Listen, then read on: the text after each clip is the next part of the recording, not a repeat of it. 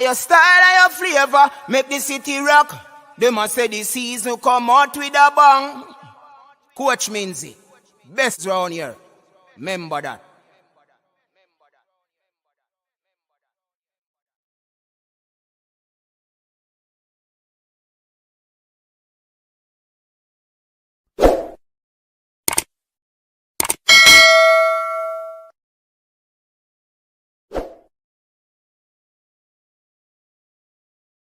Your style and your flavor make the city rock. They must say the season come out with a bang. Coach Minzy, best round here. Remember that.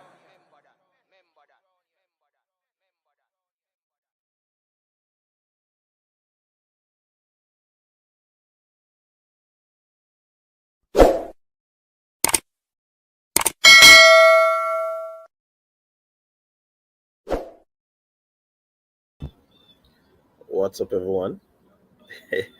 This is an oblique civil super chat. As Brain, big up yourself, big up yourself, big up yourself. Yeah, man. Welcome, everyone. Welcome, everyone, to the show. Welcome to the persons on Facebook. You know what I mean? Big up yourself. Thanks for tuning in. Big up to the early birds who are here. Yeah? So, we'll be talking about the preview to the big stage world championship that will be happening, you know? So, that is what we're going to be discussing. And I'm echoing. Oh, so you not hear me properly. Me echo. Well, me up on the outside still, you know, so sorry about the echo. Jono. Hold on, let me see if we can solve that. Don't move. Don't move a moment.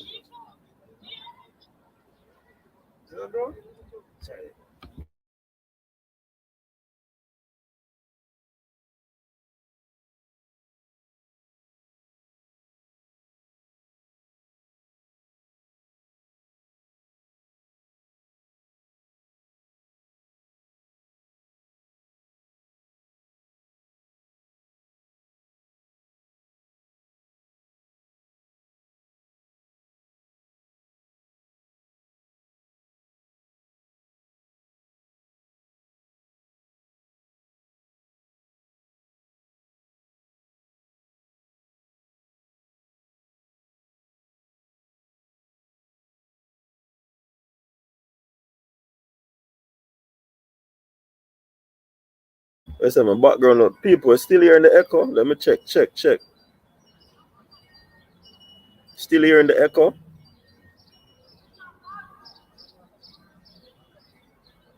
Be strong. Probably need to send over that to coach's desk, you know. Them top quality machine there. Any echo? Just let me know if you're hearing the echo still. No echo? No? BI strong say yes. Jano. Echo. Some people are say them are hear echo. Some say they're not hearing echo. Berta Yardi said no. It's a BI device from China. Alright, no echo.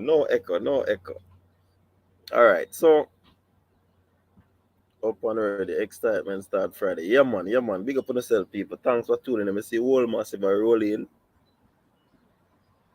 Oh, you see what I'm saying? Have the page open man 2 tabs and I must say echo. Them gaming laptop. I don't know how him have them bad laptop that I talk about echo. Yeah? So people, welcome to the show. So as I said, on the outside, people now might hear a lot of noise and all of that, but we're up on the outside. You see me I said that one that had to be done on the outside. You see me I say? I say no China thing around here. Alright, so big up to the reggae girls them. Big up to the reggae girls. Big up to the reggae girls. Brethren, this is an oblique civil super chat. Mm, all right. So a few persons have dropped out of the world championship. Francine, can't even remember her last name. Um, BVI long jumper Chantel Malone. She had a long running knee injury. One of the 400 favorite in Stephen Gardner is out, and Francine is the long distance runner. She's also out. Not certain that there are any other persons that are out, but you know these are some of the people that are out of world championship. I think I believe that Stephen Gardner is Stephen Gardner's absence is gonna be the big hit. And when you look at Neon Saber, yeah man, that's same one. When you look at the quality that he would have brought to the 400 meters in terms of competition with Mike Norman, a resurge in um, Wade Van Niekerk and the likes, it goes to show that his absence is gonna be felt. You know what I mean? So sad for him. A lot of things happening where the team is concerned. The Jamaica team, they left, some members of the team left on today's what, Tuesday, yesterday, and they got stuck. Flights delayed, flights canceled, gone to the hotel. They have to be spending time at the hotel. So it was a whole lot of things happening where they are concerned. Many people say that going to Traptown wasn't a big thing. It was far away. You know, it wasn't. Is it able to manage the amount of people that would want to come to that? You know what I mean? So those are concerns that persons are having. Um, People, just remember to like the stream. Track and feel people want to like it, touch that like button. You have to like the stream, people. Like up the stream. Also, tell a friend to tell a friend that we're on. Waiting on my guest. I'll be having 3 great guests. I'm waiting on them to join. Um, I haven't heard in terms of if they are not coming, but I'm certain that they'll come. Leighton Levy, Davian Nugent, and Fabian, of course. You know Fabian gonna. So, yeah, man, big up everybody that is on. Also, people, those on Facebook, big up yourself. Persons who are watching on Facebook, thanks for tuning in. Big up yourself. Big up yourself as well. Yeah, so there's the delay with the Jamaica team, or some members of the Jamaica team. I just hope that they will sort that out so the athletes can be, you know, the athletes can be where they are, settle in, and sort out the thing. Fabian in the building, big up yourself, Fabian. I don't know, we're repping Oregon in the background there. Me Yeah, can't background, me the outside. What's up, Fabian? I'm good. The audio is good. Yeah, man, we're hearing you loud and clear, man. And we All have right. our guru coming on again. The big man, Leighton Levy in the building. Sir Levy, what's up? Pick up Oh, yes, yourself. man, you're good? Yeah, man, what I Yeah, say? man, we're good, man. Not the usual background for me or setting. Yeah, man, So don't worry yourself, man, we're we're good. here to discuss track. So first and foremost, gentlemen, thanks for joining. And this tonight's show should be a very intriguing one. We'll be talking about some medal predictions. So I hope we have any medal predictions in the various events for the Jamaican up and running. You know what I mean? Um, Also, we're just looking at some of the events that we believe that would be the event. that we could talk about going into this championship. You know what I mean? But before we get into that, Sir Leave it. Fabian, what are our thoughts on, do you believe that this delay and cancellation of flight will impact the athletes in going into Oregon, starting with the elder? Um, it might, but depends on which events are. If they're the sprinters, I think it probably would have some impact because I think, for example, in a couple of instances, they had to overnight in the airport before because of the cancellation of flight. So that might have an impact on their rest and obviously preparation going into the championship. But given that it happened as early as it has, with the 100 set to start on was it Saturday? I think Mm-hmm. there's enough time for them to recover. You know, once they get in and get settled, because there are also some delays in accreditation. I'm hearing because of some of the athletes didn't fill out their the forms that were sent by World Athletics regarding their COVID protocols and stuff like that. So there was some delay Mm-hmm. in that as well. So yeah, there it might be a little bit of an irritation, but I don't think it'll have any lasting impact once the championships begin. Yeah, Fabian. Just as Leighton says, I don't think it will have an a big impact on the results. I mean, persons would want to get there early and be comfortable, but today's Tuesday and they start on Friday. So it's unfortunate, but I don't think the athletes would pay too much mind to that. I think each individual camp will be there to guide their athletes to make sure it's not a distraction and make sure that they are ready for competition when it starts. Okay. So we have athletes missing. Neon Saber, that's Francine Neon Saber. We have Chantal um Malone, Stephen Gardner, yeah. Stephen Garner, yes. How of a impact those athletes missing the event will have on the event, because you know that Stephen Gardner would have been a very, very, very uh you know formidable opponent. He was the reigning champion. So we're gonna have a new champion in the 400. Um Many were saying that Michael Norman would have challenged him. Now it is wide open, or is it that Michael Norman will now get that title that he ever so wanted in the past? Go ahead, Who was Fabian. first? Starting with All right, so for me, Gardner is a big miss. Gardner was my pick to win the 400 meters. I think this puts Norman now on basically one of two things. It's either added pressure now that Gardner is not there for him to deliver in front of the home crowd, and it also makes him the overwhelming favorite to win that 400 meters. So Gardner is a big miss for me. I had him to win the 400 meters, but it's all over to Michael Norman now. It's his 400 meter to lose. Sir Levy. Agreed. Agreed. I mean, that for me is probably the biggest disappointment of the World Championship so far.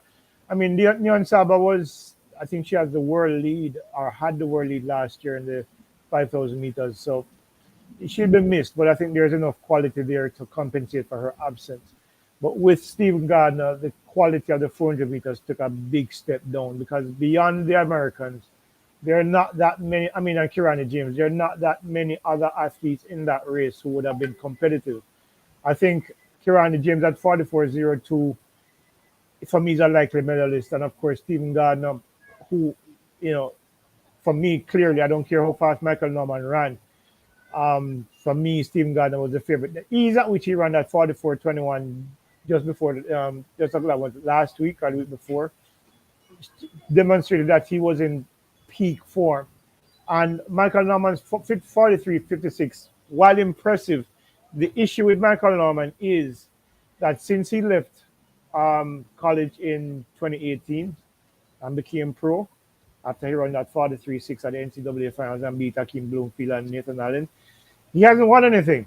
I mean, outside of the US, he went to the World Championships and flamed out, and he went to the Olympics and then disappointed again. So, you know, I'm making him the favorite only because the absence of Stephen Gardner, because other than Stephen Gardner and Champion and Kirani James, there's nobody else there who's going to challenge him. Everybody else in the top 20 in the world is either American or running 44.5s. 44.5 is not going to get you a medal in Oregon. And I think just because of that, the 43.56 makes him the gold medal favorite. But he still has to prove it because he hasn't done it yet. And the thing is, my only concern about Kirani James is because Kirani's condition, the Graves' disease, clearly the Graves' disease is under control based on what we've seen from him this season. The thing is that you just don't know whether or not the Graves' disease will become an issue during the championships. Even though it might be under control, the thing is that it could have an impact if it's not. I don't know. It might something, maybe the environment or something that happens and it triggers it. But beyond that, I think Kirani is a strong contender for medals there. And of course, I think Champion and Randall Ross, notwithstanding their NCAA participation and the races in their legs, I don't think anybody else is close. So, those are the top four, with Norman almost being the default favorite because I don't think there's anybody else who has run as fast as he has this season. All right, welcome to Davian. But looking at the performances that Norman would have put down over the years, they would have been in United States.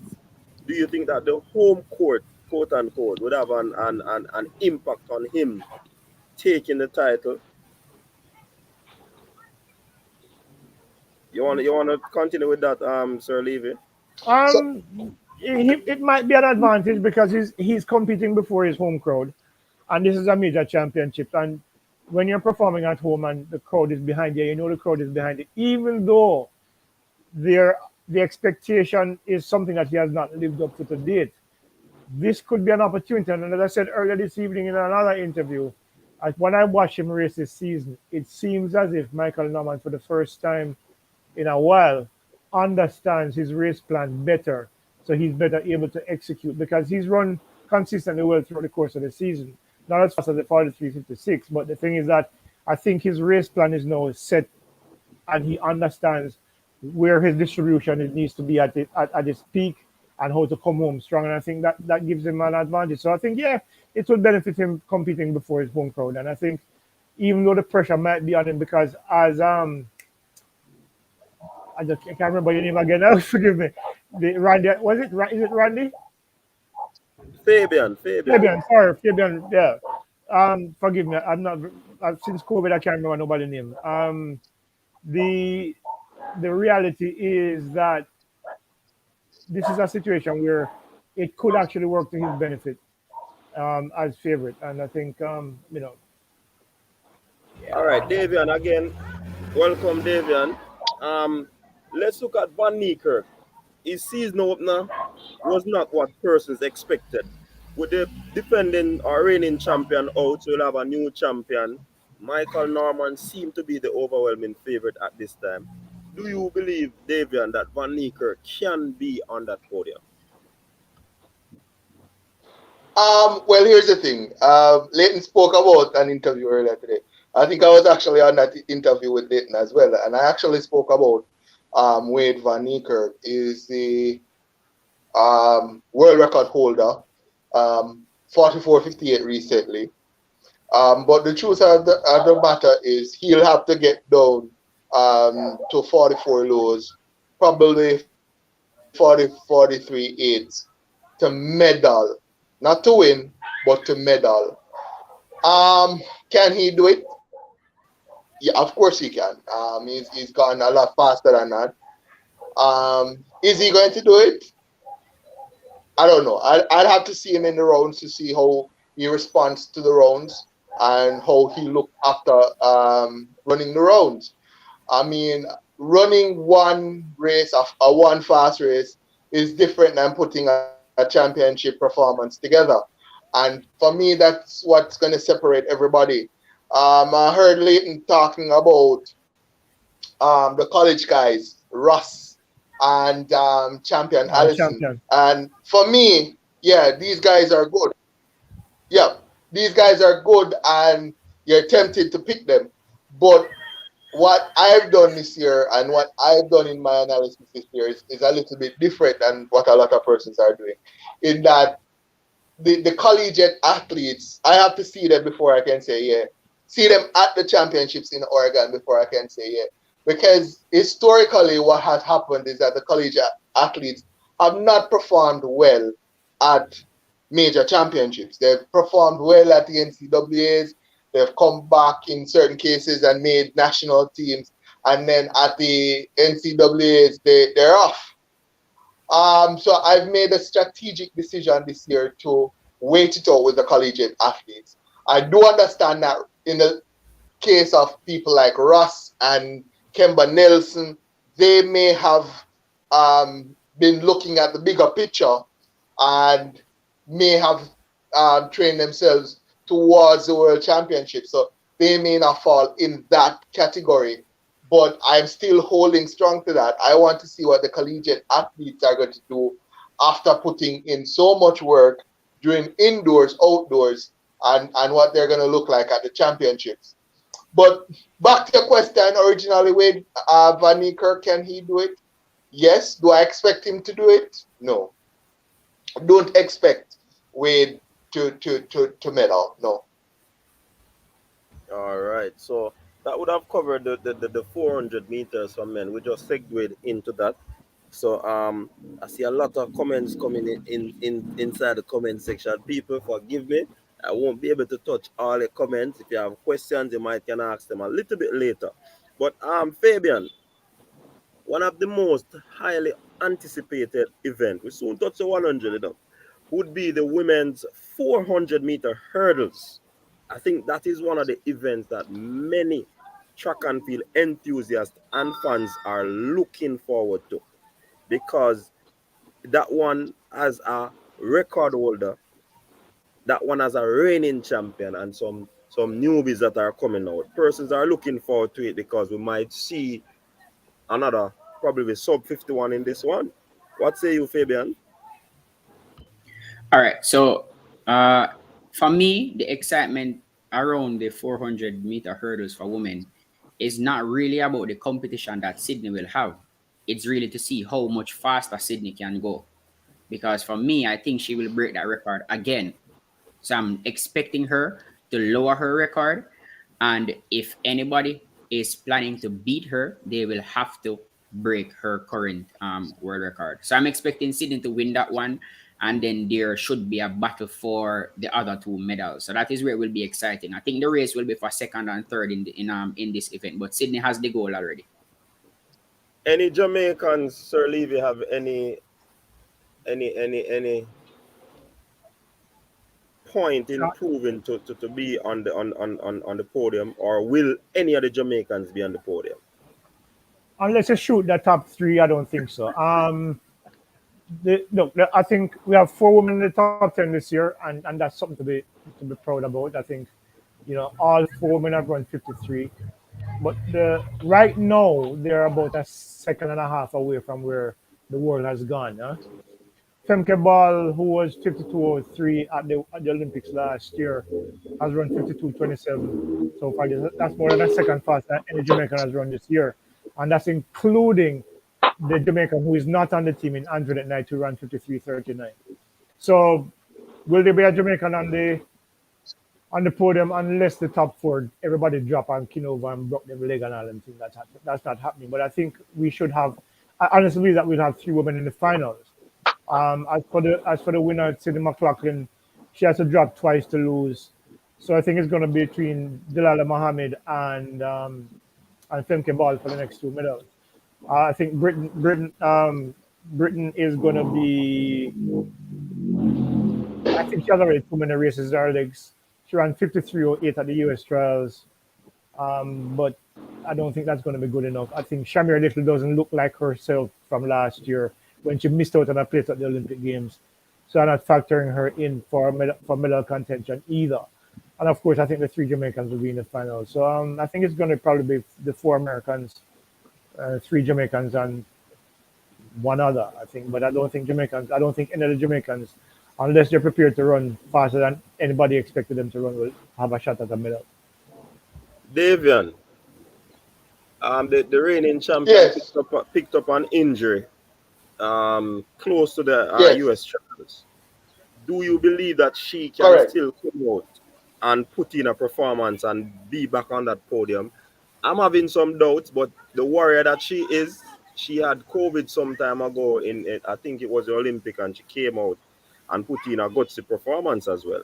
So you think she can rebound from this whole hamstring injury that she had? You know, Leighton is my good friend, and I want to back up Leighton, and I want to say yes. If you shoot the top three, then that's the way you're gonna get a medal. But fit and healthy, I think the top three are clear. Sydney is way ahead of the field goal, as Leighton said. She have to drop 3-4 times for anybody to take that gold medal away from her. Femke Ball is coming into her own, and I expect her to go really fast at the World Championships. Delilah Mohammed um, had the world record for a short time. So I mean, it's three quality athletes, and if all three athletes are fully healthy and racing, then I have to go with those three athletes for top three. But as you mentioned, Delilah Muhammad had some injury concerns not too long ago. Wasn't able to compete at the US trials. Will be going to the World Championships because she's the reigning world champion in the event. Um, how quick can you come back from an hamstring injury to compete at your best in the 400-meter hurdle? I guess we'll find out in a week or so. I again, for me, she falls into the category of I'll have to see her on the day to decide where I'll put her. If she's anywhere near her best, then she medals. But I think that's going to be a bronze medal. I don't think she's going to win the gold. It's a bronze medal, and if she's not at her best, then the gate sort of opens a bit for a few persons. I heard Leighton mention Brittany Wilson, but again, she's had almost 40 races, as Leighton mentioned, almost 40 races this season, and you're going to put a few more in those legs. Um, Kind of hard to see her managing that kind of workload. And then it's the Jamaicans and the likes of maybe a Shamara Little. Can a Jamaican pull it off? Possibility. The likes of Genevieve Russell has failed to deliver, in my opinion, over the years. I've picked her over the years maybe to come through for a bronze here and there. She hasn't been able to do that. Um, Shan Salmon, new kid on the block, so to speak, coming through now. Can she get down to 52's possibility? But for me, the if you're watching a dark horse in terms of from a Jamaican perspective, you have to be watching Rochelle Clayton. She got the bronze medal last time around when a lot of persons weren't expecting her to get that bronze medal. And I've been watching her times come down They race are after coming race down, after yes. race. She's at Yes. 50, yeah, they're coming down. She's at 53.9 now. If I put it to you, if she goes into that semifinals and runs faster than 53.5, I'm going to pick her to go sub 53 anti-medal. So it's about watching the races, heats, semifinals, and at that point I can pick definitively where I'm going to go in terms of the medals. But if everybody is fit and healthy and reports, top three is pretty easy. All right, let's look at the men's side, and I'm gonna start with you, Davian. Santos, the world record holder, Olympic champion, reigning Olympic champion. He was hurt, but he said that he's up and ready. You have Roy Benjamin and others. Who is the favorite for this Okay. event? I So have let, Santos as let's my get it. favorite. Yeah, man, Santos is my favorite. I'm not gonna go around you. Santos is my favorite. But before we get to the event, let's put things into perspective here. Um, we're gonna mention a lot of athletes that can possibly medal, but athletes that are injured. And I'm gonna put it to you and put it to those who are listening. We're going into a cycle right now of athletics where you're gonna have back-to-back-to-back championships. I mentioned on the same interview which myself and Nathan was on, where the Olympics last year were the latest they've ever been, and then you come into the World Championships, which is And the then another earliest one they've ever next been. year. Yeah, so the time for the athletes to rest, recover, and Recover, get yeah. back to full fitness and sharpness is limited, right? So you're gonna find a lot of top athletes who have Hurt at, pushed themselves, yeah. yeah, push themselves to the human limit this year. Next year, when they try to come back for another run at it, you might find that they're injured, and that is what is happening with Christian Warholm here. Um, I don't see him winning. I'll be honest with you. I don't see him winning, and I don't see him beating Rai Benjamin. At this point, Christian Warholm is actually um, competing for a bronze medal in my perspective. I think Dos Santos will do something special at these World Championships. He's taken about a little over a second of his personal best in the flat 400 this year. He's gone 44.58.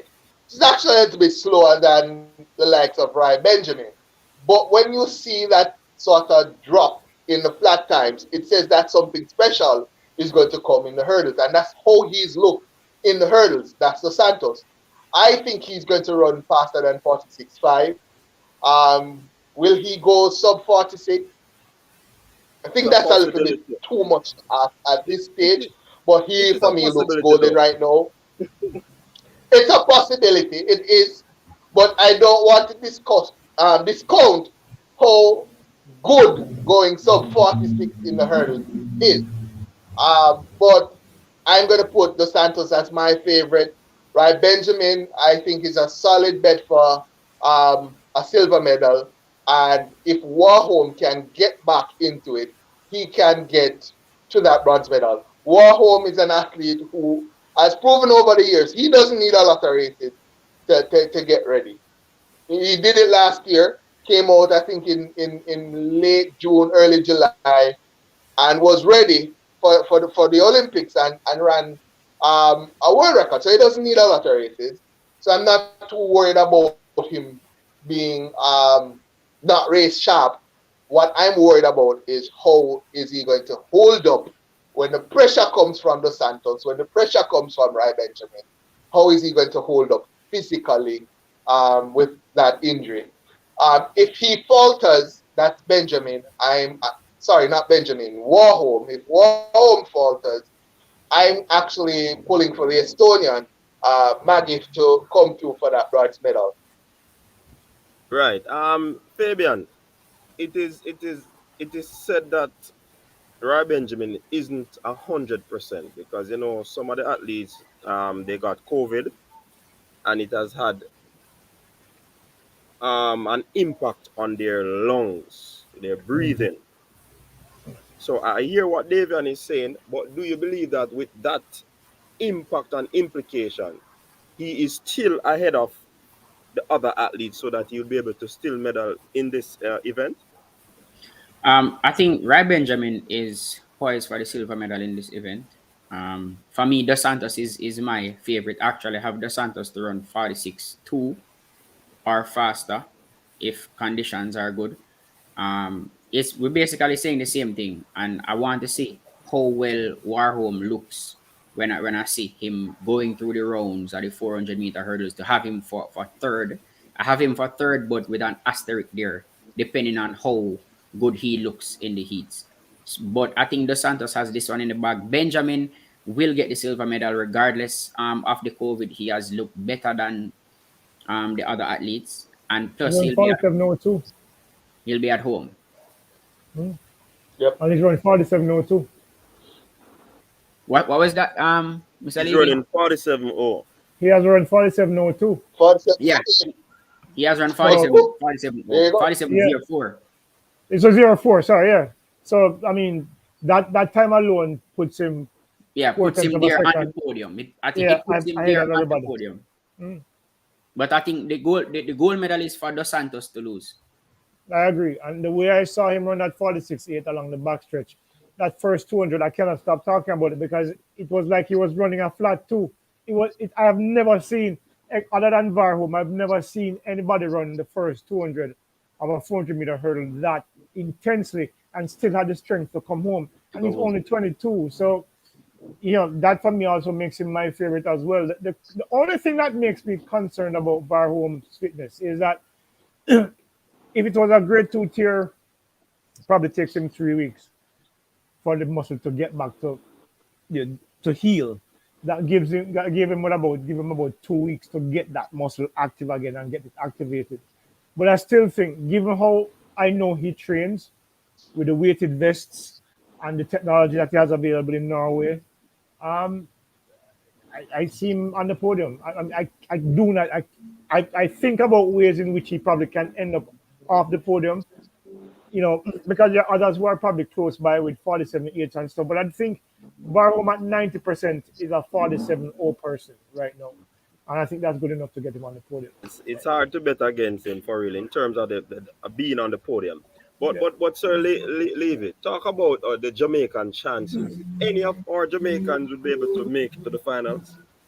I think so. I think what we saw from Jahil 48.51 and of course Kamar Moat 48, 53 it was at the national championships. I think they'll probably get to the final, but they'll probably get in as fast as losers because I think there are a few athletes with running 47s who are in between them and the podium finishers. But I think if they run, they're going to have to run close to their best times ever to get into that final, and of course to perform well in the final. And when they perform well in the final, they will not medal. But if they can run personal bests, I don't think anybody can complain about that. All right, welcome to the persons who have just joined. We have with us on set Leighton Levy, the guru from Sports Sports Max. match. We have Davian Nugent, the next guru from Class, KLAS, and we have Fabian, the guru from Gunnertown. Big up to all the persons. Big up to I Am Sure Sports, Management. Big up yourself. Big up to all the persons who are in. All right, let's look at Fabian. Let's look at the. Let me get straight into it. The men's 100 meters. Fred Curley is the overwhelming favorite. But you have past champion in Johan Blake. You have Civil. You have another Blake. So it's Blake's times two. And you have some other athletes in Lamont, Jacobs, and Christian Coleman. This one should be a very close one by the stretch of our imagination. But who would be on the podium? Which three? All Any right, so Jamaicans can make it on the podium? I might ruffle some feathers with this one. All right, so analyzing the male 100 meters, there is only one person who seems to be out there in front, and that's Fred Curley. Everybody else seems to be bunched up, and anybody can break out of that pack. So for me, the only sure person I see on the podium is Fred Curley. Now, information coming from Ewan Blake's camp is that he should run 9.7. If Ewan Yep. Blake runs 9.7, he He's on might the win. podium. I have him already on the podium, but if he runs 9.7, I have Ewan Blake to win. Now, also coming from racers, if Oblique Seville can put together a very good race, for me, we might have two men on the podium. Now, you might be wondering, why am I discrediting the Americans? One, Bramwell hasn't proven to me that he can handle big championships yet. He entered the Olympics last year as favorite, and we all know what happened. Coleman doesn't seem to be in that shape like we know Coleman to be in for him, for me to challenge for the medals. So it really comes down to how fit is Jacobs, how Seville puts together his race, and if Ewan Blake is up for the task. So for me, it's really between Curly, Ewan Blake, Seville, and the Jacobs. Jacob is not 100%, but if you remember, I think he won the Olympics last year 9.80, Yeah. which tells me that for me, anybody that runs 9.7 will win. That's how I'm looking at it. And I think if Ewan Blake can get to 9.7, Ewan Blake has a very good chance of taking that. But it's for me, we might end up, I'm sure that we're going to get at least one on the podium. And if everything goes according to plan, we might end up with two on the podium. Davian, you're ready, you know. I know say you're ready. Go ahead.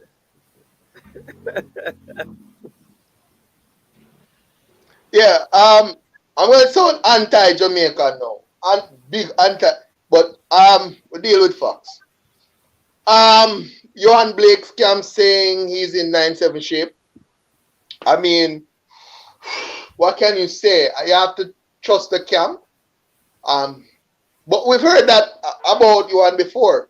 We've heard that Johan is in fantastic shape, and we've heard all the talk before, and it hasn't No, hold on. Stick a pin, materialized at Davian. the Stick a pin. championships Davian, stick a in pin. recent Stick a times. pin. In recent times. Hold on, Davian. Let us put that into perspective, man. Because yeah, we have heard that before, but while hearing that, he did not run as fast as he ran, you know.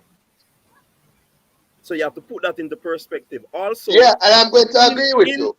in Mhm. Tokyo, apparently he had some hernia problem and did not know, or some appendix, sorry, some Yeah, he appendix was issues, suffering from and didn't before. know. Mm. So Yeah, he it was was wondering suffering. why his legs Right. constantly being cramped up and all of these things. So it's a different scenario, I believe. But I understand what you're saying. But I would just want persons to know that Yeah, man. it's a Yeah, man. different thing in terms of time. What I'm saying, what I'm saying, is not to trust what they're saying or that Johan is not in 9-7 shape. What I am saying is that um I want to put it as mildly as possible. What I am saying is that yeah, 9-7 shape, we believe you run 9-8, 9-8-5 at the stadium, so the indications are. However, I don't want to go ahead and put my head on the block and say yes, 9-7s, because that's going to be a sticky situation. But let's get back to the medals, right? And the Jamaican perspective. I think Fred Curley for me is going in as a favorite. 2 9-7s at the US Championships, I see him as a favorite. Can Johan Blake upset? Yes, I believe so. If he gets down to 9-7s, as his camp is saying, he can upset. He can get on the podium. However, I'll give you this. Oblique Seville. Before Oblique Seville lost I say lost because he never had it. Before Oblique Seville finished second at the Jamaican trials, nobody could convince me that he was not the favorite. Nobody couldn't convince me that he was not going to win the gold medal at the World Championships. I was convinced that this young man was going to go to Oregon and he was going to run 9-7s and he was going to win. That's Oblique Seville. However, what happened at the national championships for me puts a little chink in that armor, puts a little doubt in my mind about Oblique Seville. I'll tell you why. Yes, Oblique Seville has the experience from last year going to the Olympics, and you can't get bigger than the Olympics, right? However, when you look at his races this year, he has been kept in Jamaica, and there's a reason for that. He's been kept the Jubilee Series. He's been running those races, stayed in Jamaica, and I believe that can be a good thing, but it can also be a bad thing. Can be a bad thing from the perspective of your Oblique Seville. you're 2021, right? You're going into your first World Championships. Yes, you went to the Olympics last year, but there was no expectation on you last year. There was no pressure on you last year. This year, you're going in, and you really haven't faced any of the big guys. When you go and you're in the warm-up area and you're with there and you look on your left and you see this big guy in Fred Curley. You see Johan Blake over here, and you see all of these names, Christian Coleman and all of these guys around you. It can psych you out. And what I saw at the national championships, for me, I did not like what I saw because I saw Oblique Seville being run down by Johan Blake, and Oblique Seville, who instead of relaxing and allowing his race to come to him, tightened up and lost a race that he really should have won. So, I mean, that puts a little bit of doubt in my mind about Oblique getting on the medal podium. But if he executes, if he gets it right, we can get a medal. I heard Fabian mentioning about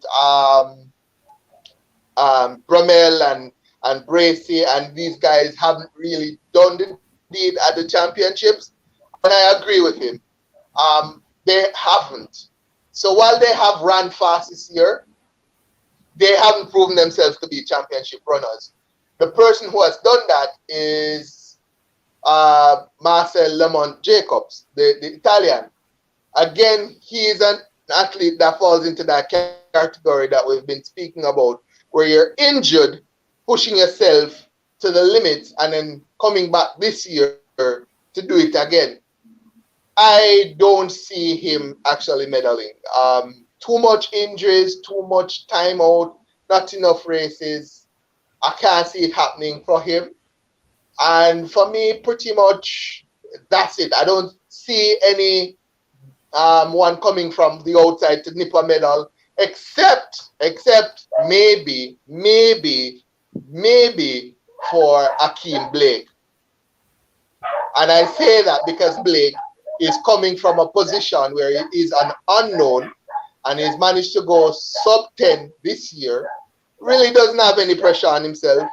And I really don't put limits on athletes when they're rapidly improving. So if there's anybody who's going to be a dark horse, so to speak, it would be Akeem Blake. Can we get 2 medals? It's going to be difficult. Can we get 1? I think it's possible. Sir Levy, chime in on this one. All right, so I think the consensus is that Fred Curley is a favorite. 977, 976.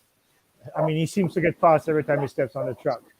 However, for the rest of the contenders, we're looking at Bromel 981 and to Oblique Seville 986. You have Oman Yala in there. You have Marvin Bracy in there. You're looking at a stacked field in terms of the proximity of how close the times are. It's 0.05 from number 2 in the world to number 7, I think, in terms of times. Now, what I think is going to make a difference is simply this. It's going to come down to execution. David raised a very good point a while ago. Kieran Bromel does not seem to be able to bring his A game in finals. We've seen it time and time again. I don't know if there'll be a difference this time, though, that he's competing at home. Marvin Bracy, similarly. He's thereabouts, but when it comes to the crunch times, his times usually slow down by about a tenth of a second. What I do know is that Johan Blake has run 969, and for years he suffered a physical and mental issue as it relates to his racing.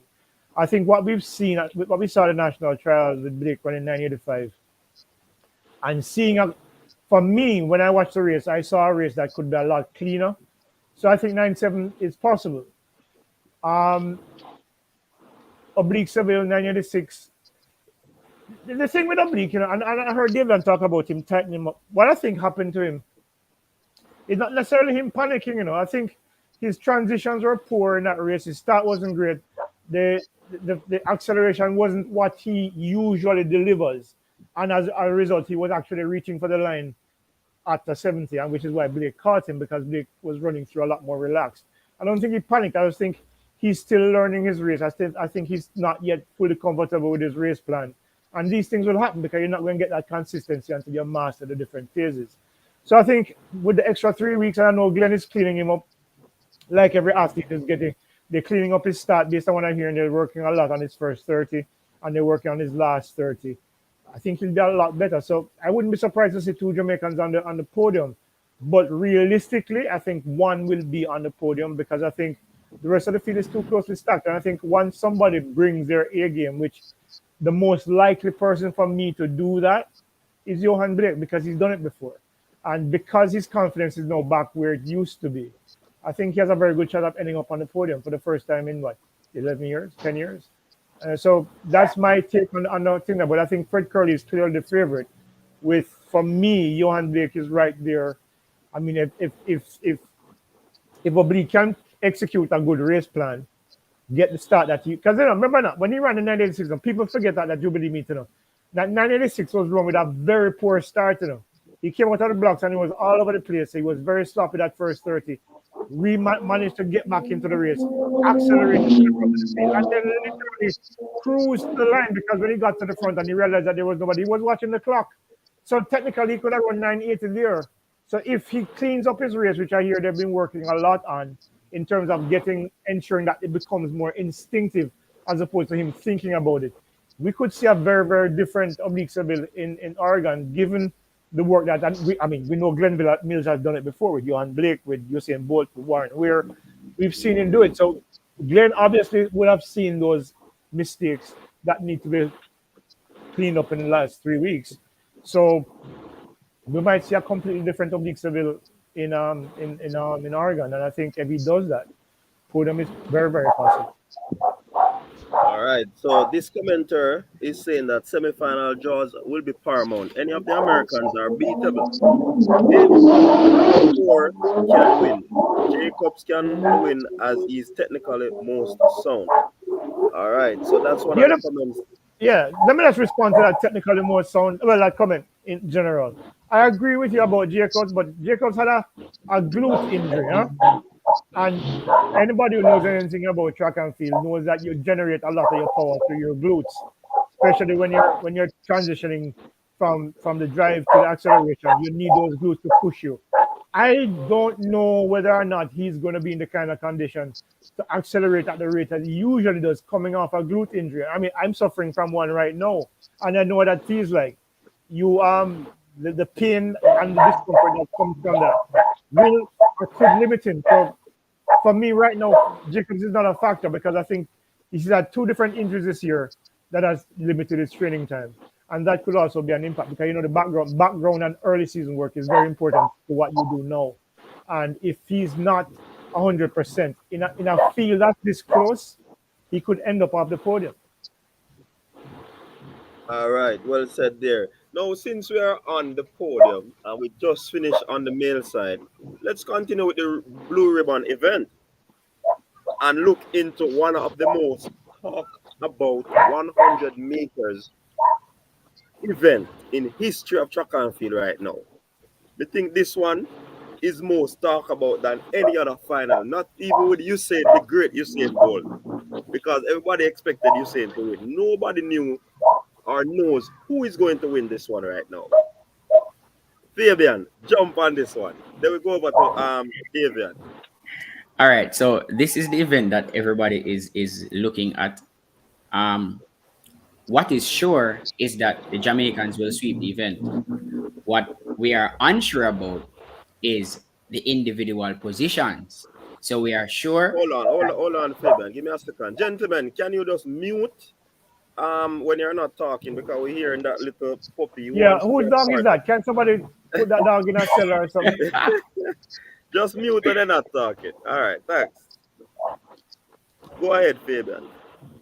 All right. So as I was saying, Jamaica will sweep the 100 meters for women. That is a given for me. The three Jamaicans are way ahead of everybody else at this point in time. What is exciting is that we don't know who will finish first, second, or third. Now, based on my calculations, I think all 3 women are in 10-6 shape right now. So for me, it will come down to who executes their race the best. So I pick Shelly to win because running 10-6 consistently, 10-6, 10-6, 10-6, for me, she's ready to run 10-5. I have some question marks about Elaine if she can get back to the 10-5 within 3 weeks. So I have some question marks about Elaine, but I am definitely looking for Sherika. So for me, I have Shelly to win, but if anybody's gonna surprise me, it's Sherika. I think Sherika in this race, of the 3, Sherika will be very, very, very dangerous in this 100 meters. So for me, Jamaica will sweep 1, 2, 3, but then the individual placings, I still think Shelly's ahead of the pack. Still not fully convinced about Elaine, but Sherika could upset. But it's 1, 2, 3 for Jamaica. All right, and before we go over to Sir Levy, there has been talks. I heard a bit of information that in training, Elaine looks ominous. I heard that today too. Yeah, we hear that today, look. So, Sir Yeah. Levy, talk to us about that, look, because trust me. Yeah, we're hearing that. Listen, let me just put some context to what Fabian just said because I think I agree with him. I think we will probably see 10-5, 10-6, 10-6, or 10-5, 10-6, oh, 10, 1 10-5, 1 and 2 10-6s, or 2 10-5s and a 10-6. That's how the kind of shape that we're hearing that these women are in. I hear that Elaine looks really, really good. I mean, I hear that she's ready. That's the term I was told. She's ready. Shelly has run 10-6s like clockwork this season, which tells me that her mechanics are almost at a level of perfection that nobody's ever seen before. And of course, we've seen Sherika Jackson run 10:77 after almost 20-minute delay at the National Stadium in just a couple of weeks ago. So, like Fabian, it's hard to pick which one I'm going to end up on top of the podium and the other two. What is clear to me, though, is that the Jamaicans are way ahead of the rest of the world. The Americans ran some fast times with a hurricane behind them, so without even factoring that, I think for me, let me start with fourth because I move up. You know who I think could actually finish fourth in this race? Majinga Kambunji from Switzerland. Because Or Julian Alfred. Could be too. The thing with Julian has a lot of races from the NCAAs in her legs. And I saw her at the under 23 championship the other day, and she doesn't look as sharp. I mean, she was way ahead of the field, but she doesn't look as sharp. I think maybe, she ran indoors, she ran outdoors, she ran some personal best times. Outside of Jamaica, she's the fastest Jamaican woman, the fastest woman in the world at 10:81. So, maybe she comes in there. But the thing about it is that this will be her first year at this level, competing at this level of intensity through the rounds. This is not NCAAs where you get to rest overnight and come back for the semifinals the next day and then come back again for the finals after that. So I think this might be a season too early for Julian. But Kambunji looks really good. I watched her at the Swiss trials. I saw her run 10:89. She looks really strong. And I think when you look at her, I see somebody with the confidence coming out of the world indoors where she ran 6:96, which was fourth fastest in history. If she can replicate that first 60, a lot of the other athletes from the other countries are going to be in trouble because we do know that the 3 Jamaicans are likely to be ahead of her at that point anyway. So let's look at the top 3. On form, you'd have to go with Shelly, 10:67, 10:67, 10:70, because she's been the fastest. Elaine, 10:79, Sherika, 10:77. But as you know, and we saw last year, Elaine finished third in both events at the national championships when she was not as healthy as she is now. And she's the only woman in the world to run legally 10:5. She's the only person who knows how to do that. Her body has been there before. That muscle memory with the training, and if we are to believe that she's as ready as we are told she is, that 10:5 is not out of the realm of possibility. So we could end up seeing 2 10:5s and a 10:6, which is ridiculous to think about. But right now on form, you'd have to go with Shelly because Shelly has got 1067 0.5 wind, then a 1067 again, and then almost a 1060 again at National Stadium, 1069, which was rounded up to 1070. You have to go with her as a favorite, but it's not as cut and dried as that because I think these women are doing something ridiculous this year. And it's for the first time in my life. I mean, last year I picked Shelly to win in Tokyo, and Elaine came through. But you could understand that because what you saw from Elaine at the national championship, and 5 weeks removed, you didn't believe that she could actually overcome those issues. The fact that she was barely able to walk because of the Achilles and stuff like that, to the point where she was running 21 fives and of course 1061. So maybe we have a three-way tie for the top. I don't know. I don't know. But the reality is that I think we're possibly will see something that we've never seen before in women's sprinting in terms of the times. But one thing is certain, as Fabian just said, I think Jamaica can sweep the top 3 places. All right. So Davian, when you jumped off just now, we were told, and Leighton confirmed it. I was told that Elaine looked very good. She looked ominous, dangerous. Like she comfy. I mean, no, you're Elaine fan in a Davian. So talk to us about this undecided All 100 meters because we are telling you. right, let me put it this way.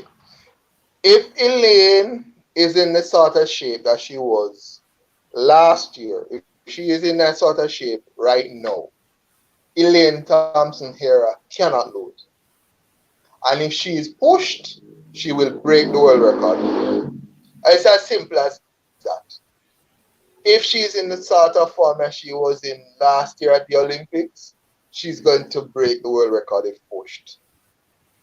Is she in that sort of shape? Honestly, I haven't asked. I haven't had the opportunity to ask. But the camp, I understand from persons who have asked, they're bullish about her chances of doing something fantastic at the World Championships. If they're correct again, I can't see her losing. Leighton said it as well that Shelly is a form athlete right now. Multiple 10-6s going into the World Championships. So you got to pick her as well if you're looking on as a pundit, not knowing what is going on with Elaine. You probably pick Shelly. But there's a third athlete and a coach that we have to factor. Shericka Jackson. And I know 10.77 is not as fast as 10.6s. It's not.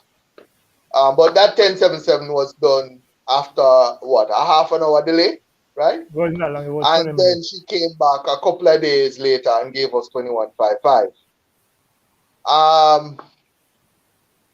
Shericka Jackson.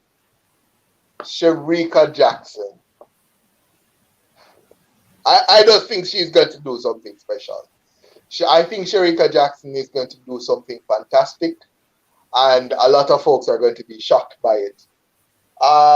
Leighton spoke about 2 10.5s. 2 10.5s. Can you see a third one, Leighton? Maybe not, because Maybe somebody will crack under the pressure. Probably somebody will crack. But what I know, if the reports from Elaine's camp are correct, and she comes and does the deed, we are going to get at least 2 10.5s. At least 2 10.5s. And it is going to be one of the fastest races in the history. Well, I just can't even think about it. But if the top 3 Jamaicans turn up and put the performances on the track, 1, 2, 3 is assured for Jamaica. That put down, that pattern curry, that done. There's no athlete in the world, no athlete at the World Championships who I think is capable of running 10.5s legally that is not a Jamaican. So these girls go and put out the performances, 1, 2, 3 for Jamaica. And we have a fourth competitor in Kemba Kemba Nelson, who I think will make the finals and will upset a lot of people when she competes in that finals. All right. Let me put a little twist to it. I believe that there's no world record. No world record is going to be run, right? I agree with this one. So many of you might not agree. Many of you want to see it, and many of you No, I agree. might No world disagree, record. right? But look at it this way, Davian, Leighton, and Fabian. From last year, there has been changes to only one person. I'm just putting a twist on it just for conversation's sake. Shelly, same feeding tree she's in. She's feeding from. Sherika is feeding from the same feeding tree. The only person who has not been in the same tree is Elaine. Would that affect her chance of completing the double again this year? Probably not, but here's the thing. Change a coach, yeah, and change a camp and change our environment. But the program, you remember, these athletes are doing this thing day in, day out. It wouldn't be difficult for her to copy the program from last year and replicate it for this year. Huh? They would have been familiar with what the different benchmarks were along the way in terms of the different cycles that she would have been through. And once they're familiar with it and they're able to replicate what they did last year, which should not be hard, I don't think, look, it could be a disadvantage, but it's also likely that it might be actually a benefit as well, because she has, based on what we don't know, she was not happy at all last year when she ran those times. Now she has peace of mind. She's able to focus. She knows what that program is that took her to 10.5 last year eventually and 10.6 won the Olympic finals. And she knows what her body felt like going into the Olympic Games. So if those feelings are similar and the numbers in training are adding up, are matching up to what replicated last year, because remember, the people who are coaching are not necessarily as proficient as Stephen Francis, but they're not idiots either. I mean, coaching is a philosophy of you go through the different cycles, the macro cycle, the mesocycle, the macro cycle. You know what the numbers are. You know what the numbers are supposed to be, right? It comes down to timing and how you time that final taper, which for Elaine would have started already. It's the ability to peak the athlete at the very right time. Yeah. So that's the only concern that I would probably have. And if they're saying that she's ready, unless they're misreading the numbers, I don't think it'd probably be a disadvantage. I'm not saying that it won't be. I'm just saying that it's also very possible that she'll be able to replicate what she did last year at the very least. And she's stronger this year too.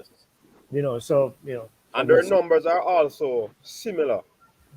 Yeah. Or probably slightly better than what happened. You remember she ran 10.94 in national stadium into a minus 1.8 and 1.4 win. I don't remember what the win was in those races. Coming off a heavy load, because I remember I had a conversation with her husband at the time. Mm-hmm. And remember, she was supposed to have gone to Birmingham. Yes. And because they didn't go because of that shoulder injury, she had put in a lot of work. Yeah, so she was loaded. Yes. Yeah, so she went into that meet. It was on the Friday that they actually decided to run on the meet on the Saturday. So she came into that meet loaded and ran 10.95 and 22, was it 22.5 or 22.7? I'm trying to remember what the time it was. But so imagine now that she's had a few more races under her belt and she's now tapered. It is likely that we could very well see this Elaine from last year. Yeah, man, I believe so. All right. Back to another obstacle event. One that many people. Hey, you have Toby Amason. You have Kenny Harrison. You have Brittany Anderson. You have right now that event is hard to call. You know why it's hard to call for me? Because it's an obstacle event. Mm-hmm. And you have Camacho who is leading the way. She's the overwhelming favorite, but it's an obstacle event again. Mm-hmm. Davian, jump in that one. Okay, can I just call the winner? Yeah, man. Can I call the winner nothing more? Yeah, man. alone. Yeah. Yeah, I think for me, Camacho Queen is my favorite. I see her winning the event. It's not going to be by a lot. It's going to be a close race, but I think she has the advantage here. And then there's so many names. You mentioned a few of them: Kenny Harrison, Alicia Johnson, Toby Amunusun, Brittany Anderson, Megan Tapper, who won that surprise bronze medal at the Olympics last year. So there are so many names that you can call that can possibly get on that podium. But for my three, I am going to go with Camacho Quinn, Brittany Anderson, and Kenny Harrison. Hey, Mr. Brittany run up on Camacho Quinn, Yep. and it was because I think she started to race rather than maintaining her hurdling technique. Yeah, she hit the last word And and she lost hit, her right. balance. So because she started to race, she lose her Yeah, technique, so she hit the barrier. So with that, if Brittany can work on the last two hurdles, to stay upright between those hurdles and come out that last hurdle, she's very dangerous. But I would also agree with she Davian. Come is. on, is the favorite. Um, Fabian, what you say about the hurdle thing now? All right. So for me, this will probably be the closest race of the World Championships. I think it will be a blanket finish, and it will come down to who has the cleanest race and who wants it most. For me, I think Camacho Queen will win this one. She has this thing about her that she just wants to get it done, and she always seems to get it done. Whether her race is clean, she just has that will to get across the line first. And I think that will benefit her in this race. Brittany has looked excellent. I have Brittany on the podium. Brittany has looked excellent. So for me, the top three, I have Camacho Queen to win, but then I have the world record holder and Brittany on the podium. But it is going to be extremely, extremely close. But I think Camacho Queen will come out on top. In a close race, she just has that. I don't know if you want to call it a willpower to win. That Killer even instinct. times are not The far. killer instinct. She just always just find a way to win. Even if the race is ugly, she find a way to win. And I think she will do that again. All right, sir, leave it. Well, when you consider that Jasmine Camacho Queen has lost one race in virtually 2 years, you, you can't argue the fact that you know, I think when this girl has a chip on her shoulder from she hit that hurdle back in was it I can't remember, it was the Olympics in 2016 that she hit a hurdle and crashed out when she was at Kentucky. But since that time, she's come back with blood in her eye, as them say. And I think she can run 12-2 at the Olympic Games, at the World Championships, and win easily. Second and third, though, going to be a little, because I think Toby Amerson and Lucina Golding, she's gotten faster and faster and more consistent every year. Brittany Anderson, if Brittany can get her start right and her finish right, she'll be on the podium. But you can't rule out any other Americans either. So as I don't remember if it was Davian who said that it's going to be. Oh, it was Fabian who said it's going to be a blanket finish. That's what I see for second and third and fourth and fifth as well, because it's going to come down to execution and who can hold their nerve the best. And based on what I've seen from Toby Amerson, based on what I've seen from Brittany Anderson, and of course Kenny Harrison ran 12-3 at the US 12-3 run at US trials. I see two of those girls will get medals, but it is not unlikely to see five women across the line after first. So from second to sixth, I think it's going to be really, really close. But I think Jasmine is going to run 12-2 and win comfortably. All right. But No, from second to fifth, going to be probably all right. 0.04. All right, we seem to be on listen to me, Rich Pool. Behave yourself, man. Behave yourself in the comment section, Rich Pool. Now listen. Answer parchment for me for the 110. Full stop. Anybody can chime in. Yeah, well, you can't argue. He's Olympic champion, and every time I talk to Hansel, he sounds more and more confident. I mean, and confidence is the key, because he's done it before. He's won an Olympic medal, he's won an Olympic gold medal, he's won a world championship medal. He's beaten a man who many people thought could not be beaten last year in Grant Holloway. He goes into this race fearing no one. And as much as Devon Allen has run 1284 this year, he needs to run it again. And based on what I see from Hansel, Galloway is going to go into this race knowing this guy has beaten me before, so I need to be able to do something special, and that could actually cost him, because when you push too hard in these races, the hurdles come up on you too quickly and it creates problems. I think Hansel is for me, he's a favorite to win the gold medal, but you can't rule out the Americans either, because Devon Allen has made a big step forward this year in terms of his hurdling. He's consistently faster across the board, consistently better.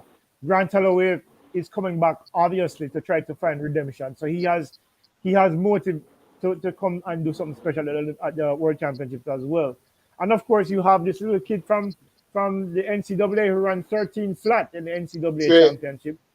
Yep. So you're looking at a very, very talented and deep field, but I do believe that 100 Parchment has all the tools to win it. So I wouldn't disagree with you in that regard. Coach means you're setting us up, because I think everybody on the podium we share the same sentiments. Now, what I like about Hansel Parchment that I am observing for this season, he looks super controlled in his races. He is completely in control of his races, and he looks extremely confident. So I have him to win. I think when the Americans line up beside Hansel Parchment, the Olympic champion, I think they will mess up their race. Grant, I think the loss that he suffered at the Olympics last year, I think he will be trying to, come back this year at the World Championships, but then he also lost to Devon earlier this year too. And I think that is affecting Grant also, because remember last year, everybody predicted Grant to break the world record. And he went to the Olympics and got beaten by Hansel Parchment. So I think the same thing will happen again. I think Parchment will beat those Americans based on the season that he has had. The season opener was the fastest ever. 13:20, yeah. So that tells you that he is in that shape to add the world title to his Olympic title. So Hansel Parchment for me wins this one. It will be a fight with the Americans for second and third. I think Grant and Devon, if they can catch the Grant, I think Grant might finish second if the others can, if he can hold off the others, because we know Grant has an excellent start. So I expect Grant to get to the first hurdle first, but by the middle of the race, Hansel will blow past everybody. The key thing as well, let me make this quick point. Yeah. Hansel's start has improved this year as well, which is critical, because usually he gets out a little bit slow and gets to the hurdle maybe third or fourth, and then middle of his race is where his strongest part of his race is. But this year his start has improved, and he's starting good. Yeah, man. So that's the point I was going to make, Sir Levy. Not only that, I see where he has trimmed down nicely. He's very lean in his body type now, so that would have impacted his start. And with his top end speed, of course, that is dangerous. Go ahead, Davian. Yeah, I wanted to make 2 quick points because you guys have pretty much covered it. So let me wrap it up in a nice little bow. The Americans are sending a very, very, very strong hurdles crew. They're sending 4 guys, not 1, not 2, not 3, but 4 guys who have gone under 13.05 this year. Grant Holloway, the defending champion. Trey Cunningham, who's gone 13 flat. Daniel Roberts, and of course, Devon Allen, who's gone 12.84. So that's a very, very powerful hurdles team they're sending. However, I still have Hansel Parchment as my favorite. And you guys made the point, and I'm going to re-emphasize that point. He's looked better at the starts. I don't think, even though Hansel has not necessarily run as fast as these other guys, hasn't gone sub 13 yet, I don't believe Hansel Parchment has put together that race where he's unleashed all capabilities in one race. Hello? Yeah, man, we hear you. Yeah, man, we're hearing it. All right, when Davian started that out, the thing about it, gentlemen, you see all of this prediction that we're making and all You of still these there, things that, guys? yeah, yes, Yeah, yes, man. Hello? yes. Oh, he got a call, so probably you hearing Hold us? on. You hearing me? Yeah, we're hearing you. Yes, we're hearing you. What Okay. had happened? Okay. Probably you got a call. So yeah, what I was saying is I don't believe that we've seen the best of Hansel Parchment just as yet. When I review his race and watch his race, what he has done this year is that he has used that improved start to catch up with the field. And once he's with the field, he's used his hurdling ability to pretty much control the race. And as he gets off the 10th hurdle, he checks, where am I in relation to the field, and does enough to go through for the win. I believe he has one big run in him, and he's waiting for that World Championship finals to unleash that run. I believe that he's going to go super fast in that finals. I think he's going to go sub 13, and he's possibly going to go sub 12.9. I see something in the range of maybe a 12.88 for Hansel Parchment once he puts it all together and executes on the day. For me, he is the favorite, but the two Americans will finish second and third. Hansel Parchment will win. All right. Now, in terms of the events, people, I want you to put it into perspective as well. Listen, all what these athletes have done, everybody will be starting at zero because you have to come out of the rounds, go into the semis, and into the semis to the finals. We know that's how track and field goes. We have to put in our prediction, our sports in general. All right, 200 meters. Jamaica 1, 2, 3, possibly again. Um, on the men's side, it's a big battle between Knighton and Lyles for me. Who want to start this one? I start. For the 200, I think Abistana will split the Jamaicans. In fact, I wouldn't be surprised if Abistana comes second. I think Sherika Jackson was the 200, unless she does something ridiculous. Based on what we saw at the national championships and knowing that she can be better, Abistana has run faster and faster. After virtually 40 other races in the season, she goes to the US trials and run 21.8 in the semifinals. And in the finals, with a 0.3 win, runs 21.77. Tells me she can go faster than 21.7. However, I just don't see her beating Sherika because Sherika is faster overall. 10.70 to 10.90 makes Sherika that much quicker. Sherika comes out the curve before. No, Abistana is not catching this Sherika Jackson.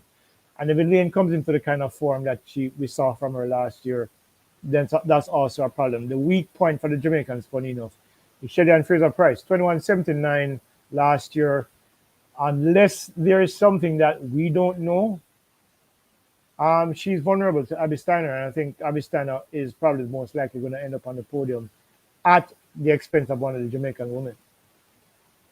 So that's the 200. For the women, I think it's going to be an all American thing. I think it's going to be between Lyles and Knighton, and I don't know, and somebody else from America will be third. I mean, the thing is, the Americans are that much deeper this year in the 200, and in fact, the last few years actually, and I think it's going to show itself this year because I don't think Johan Blake can do anything. I don't think Dwyer can do anything from a Jamaican perspective that will challenge 19.6 or possibly faster.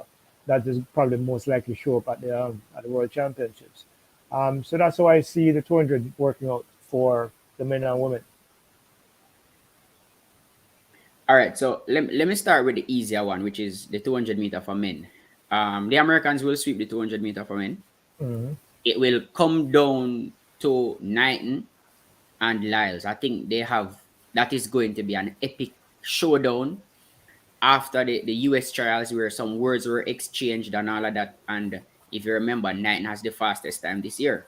Mm-hmm. And he's not happy that he was caught at the US trials either. Exactly. He is not happy that Noah Lyles caught him because he thought he had the race won. So I'm really expecting a fierce showdown between Knighton and Lyles in that 200 meters. Something deep down tells me that the young boy will win. There is something that I saw in his eyes after Lyles caught him, which tells me that he has been, for the next 3 weeks, he will be putting in the work to make sure it doesn't happen again. So I think Knighton will win this one. And yes, I'm betting against Lyles for this one. And Lyles for me is probably the best 200-meter runner in these last few years after Bolt. Hey, But I just think before you this move little on, Fabian, before you move yeah. on to the females, what about the Cuban? You think the Cuban stand a chance? I might forget to do it again. 1963 is fast, yeah, very fast. But championships, as you know, is not about a 1.5 race. It's about 3 rounds. Rounds and no, Yeah. I don't think he'll factor in. For me, Fred Curley has the bronze.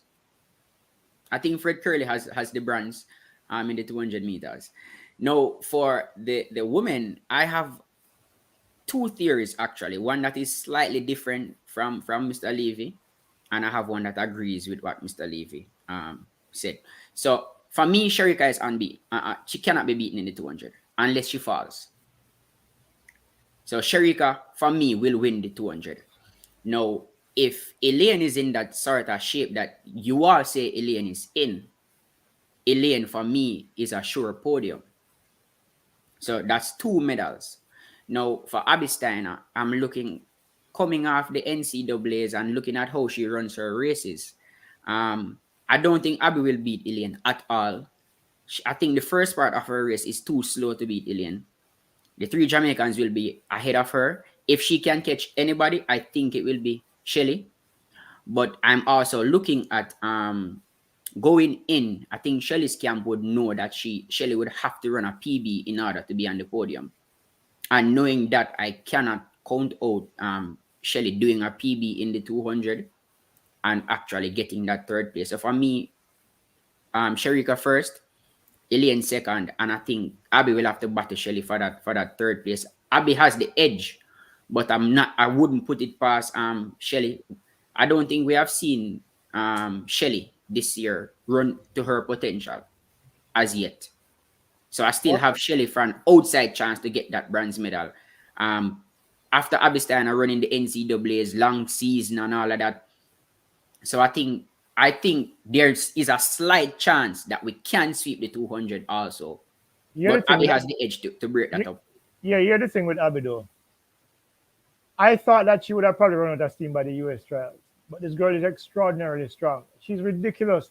I mean, if you look at the number of races that she's running of 400, 100, 200, 4x1s, 4x4s, and come through the NCAA season where she comes, 3rd in the 100, she wins the 200. She gets the baton 25 meters behind Julian Alfred in the 4x4 and run out like nothing. I run a 48-7 split. She's ridiculous. So, and while I take your point about Shelly, because I think Shelly is the most vulnerable of the Jamaicans for the 200. I think even if Abby Steiner comes out the curve 5 meters behind Shelly, she can run her down because we've seen her do it so many times this season. And that's the thing where I think Shelly's vulnerability, which is one of the reasons why I don't think she should have run I don't think she should have entered for the 200. Yeah. Because I think I don't think she has anything to prove by running the 200. But so my question though, Mr. Levy, with Shelly's speed, I think Shelly will be more than 5 meters ahead of Abby Steiner off the bend. Abby is not the best runner on the bench. She normally kicks late because of her strength. Mm-hmm. So I think, especially if Shelly is in an inside lane and Shelly blows past her, I think it might mess up Abby Steiner's race. Oh, if you think that's going to help Abby Steiner, you have not been watching her race all season. Yeah, but she has been. Girl, yeah, I've been watching her race, but she hasn't raced against. She hasn't raced against those 3 Jamaicans. I agree. Who it will not be easy to run down. It's not easy to run down a Sherika and a Elaine, you know. No. I'm not saying, but I don't think she has to. Because here's the thing: you mentioned, of course, Shelly's superior speed, but Abby's superior endurance. We'll talk about that last 80 meters, and that's the difference. When Shelly starts to tie up, because Yeah. Shelly is traditionally a 100-meter runner, she doesn't like the 200. She said so herself. Mm-hmm. Well, I mean, as fast and as conditioned as she is this year, Shelly gets to 150 and them legs start to scream on her. Abby standing and Abby screaming gonna, yet. yeah. Abby just ready to start run at 150. Exactly. So you see, so while Shelly might have an early advantage, I think coming home, I think Abby Steiner has the advantage where it matters most in that finish. So I think that's why, for me, Shelly is the most vulnerable of the three Jamaicans. Yeah, If she is Elaine for is in the me. shape, if Shelly, especially if Elaine is in the shape that she's supposed to be in, 21.53. If she gets back there, it's going to be done between she and Sherika for that title. But I think Abby will be right there with them at 180, close by at 180. So that's how I see the race unfolding in my mind. Davian, 200 meters, male and female. Well, let's start with the women first. I don't know who you guys picked for the women. Um, but I'm going to go with Sharika for the 200. Based on what Elaine Camp's saying, I'll go Elaine for second.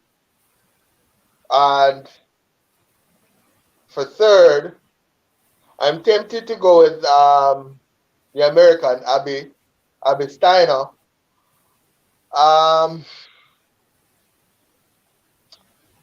Yeah, I think that's my top three. On the men's side, that's going to be difficult. But a lot of people are counting out on the men's side Andre DeGrasse. Andre just said that he's I having say problems because breathing with. I do believe. Sorry, No, I said Andre DeGrasse is is I didn't out. talking hear you, about Leighton. Say that again. he has difficulty breathing because of COVID that he had earlier this year. So for me, he's not a factor. If you can't breathe, Okay. you can't run the 200. Yeah. If that's the case, then that really hurts the Canadians. Really does. Um, Noah Lyles and the youngster, Aaron Nighton, I think they're going to have a really good battle. Lyles defeated the youngster at the American trials. I think there is going to be some revenge planned for Lyles, and I will go with the youngster in this case, Aaron Nighton. And I'll go with Lyles for second. And rounding out an American sweep, I'd go with Fred Curley. If 4 Curry don't by upset 100 anybody. meters for both men and women. Davian, you again. Sorry? 4 by 100 meters, You want male the and top three female. for men and women? Top three, yeah. Um, Let me shock a lot of people.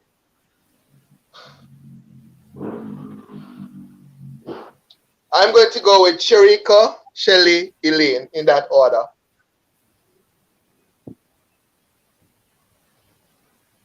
For the men, Fred Curley, Well, now, look, I cannot hear. Johan Blake. No, my top. He mentioned the relays, dude. Really, Davian, really. Oh, the relays. Yeah. Oh my God. I'm having audio issues. My bad. The internet cut out. For the relays, men and women, 4 by 1. Yep. Yes. Jamaica for the women. I think Jamaica will challenge the world record. I think this year is probably going to be our best opportunity of breaking that world record. Shelly is in fantastic form. We're not certain that she's going to be in that sort of form again next year. Sharika, second year at the 100, looks as if she's getting there. Elaine, according to her camp, is getting back to what she was at last year. And then, of course, we have the youngsters in Kemba and maybe even a Brianna Williams for a surprise on the lead-off leg. So I think this year is the year, if we want to break that world record, this year is the year that we do it. I think the Americans should finish second. And then I'm looking for the Brits and the Nigerians to have a pretty good battle for bronze. On the men's side of things, the Americans, they have a really powerful team, so I'll go with the Americans. And then I do believe that Jamaica has enough to pick up a silver medal, and the bronze medal will be between the Brits and the Nigerians again. Yeah, that sounds like it. You guys hearing me? Yeah, man, man. we heard it. I'll only just add that for me the 4x1 Jamaica will break that record. And I'm You have looking to at get the changes right. and I'm looking at this for the reason. Once the changes are right, I think that record will go. Elaine is in the same sort of form, so is Shelly.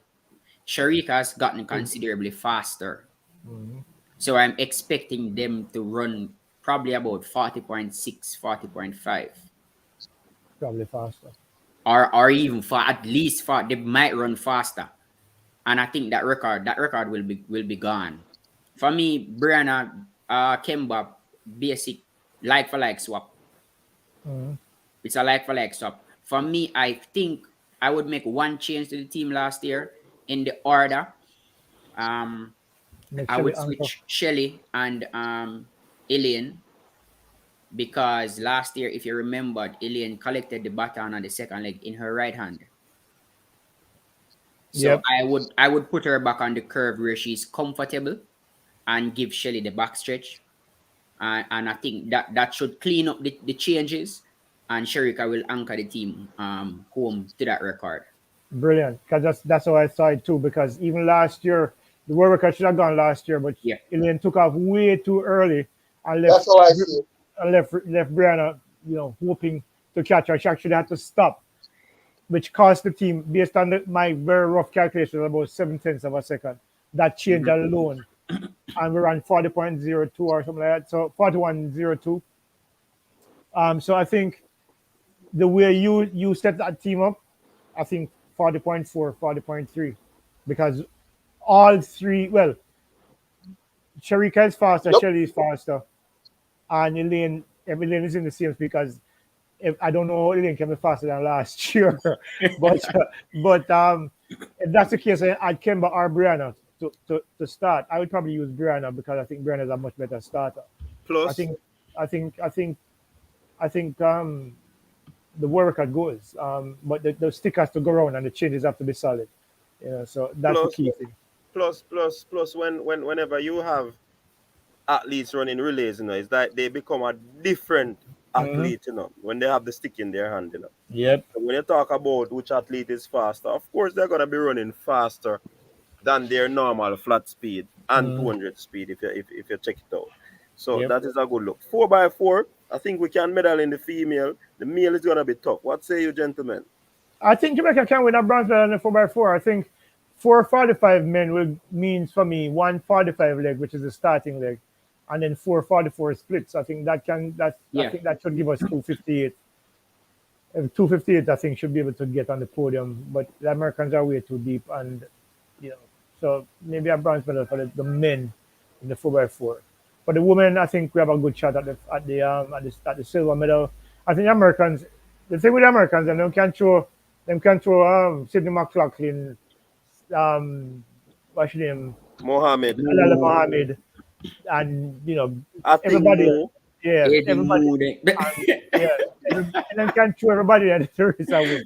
So Jamaica, I think, has a good shot for the silver medal in the 4x4 women. I share the same sentiments. I think the 4x4 from men, I think Jamaica, we can get a bronze medal, even though we don't have like male athletes running any blistering times. I think having four 45 persons can get us to third in the 4x4s for men. As for the women, I think silver medal is ours. America has that gold medal. America is so deep that they can use three persons who don't run the flat 400 and still win. That is how deep they are, because even Abby could get Four. in the 4x4. They could use four persons who don't run the flat 400 Yep. and still win. If That you is put how deep if they you are. put Abby Steiner, I think Moo, Bobby Steiner. Sydney and Delila, Sid they McLaughlin, still win. let them probably brought the world record. They probably break the record. That is how deep Yep. America is when it comes to They're the quarter mile. ridiculous. They're ridiculous. Hey, the girls split 48 Um, 7 you know. let me break it down. Go ahead, Leighton. No, I said Abby Steiner split 48-7 on the relay leg at the NCAA championship. Yep, Um, 48 Sidney 7. So McLaughlin, I mean they can use four. If I were the coach and Abby is in the same sort of form that she was a month or so ago, I'd use her and break the record, break the world record. Because Yep. you're looking at lead off um, with at least a 49 leg, and everybody else is capable of 48. So I'd use her if I were the coach. But wanted to give a little bit more background in terms of the medal. I do believe we can sneak a bronze medal for the men.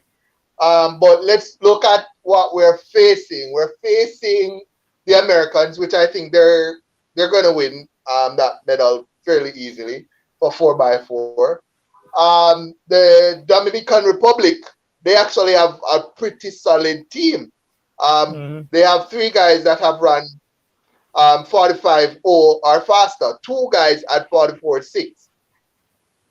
So looking at them, they, for me, just need one more leg and they can sneak a medal there.